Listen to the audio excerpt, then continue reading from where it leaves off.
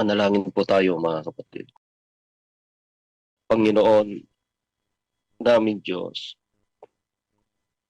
Ama naming banal, sa pangalan po ng iyong bugtong na anak, nagpapasalamat kami, Ama, sa mga kabutihan mo sa amin.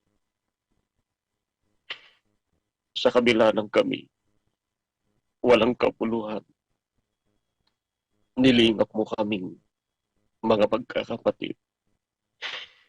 Binigyan ng pagkakataong makapaglingkod sa iyong banal na paanan. Salamat po, Ama, sa pagmamalasakit mo sa araw-araw ng aming mga buhay. Nararanasan namin ang iyong pagpapala sa aming mga pagkakapatid. Inilalayo mo kami, Ama, sa lahat ng kapahamakan. Ipinagkakaloob mo ang aming mga pangangailangan,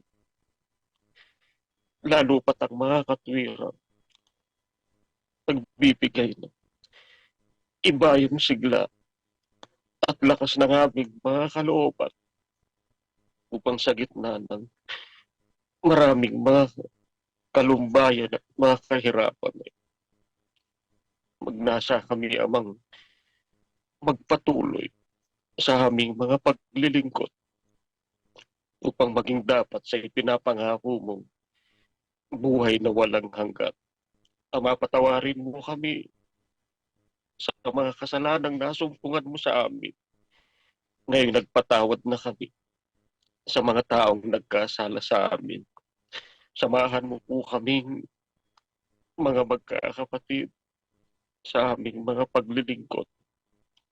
Ikaw lamang ang laging pag-asa ng aming mga kaliitan. Sana po, Ama, huwag mo kaming pababayaan. Loobin po maging dapat ang bawat isa sa amin sa ipinapangako mong buhay na walang hanggan. Maraming salamat, Ama, sa tanging pangalan at karapatan ng aming tagapagligtas na si Kristo Jesus. Amen.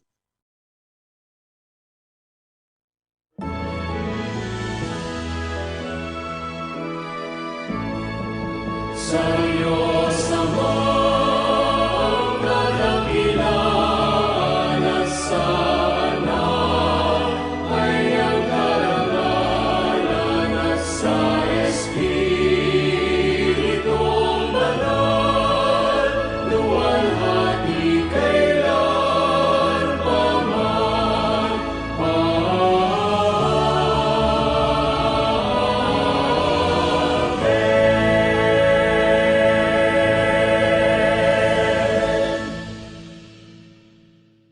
Tanggapin natin ang pag-ibig ng Diyos na nasa mga langit, ang biyaya at pagliligtas ng ating Panginoong Kristo.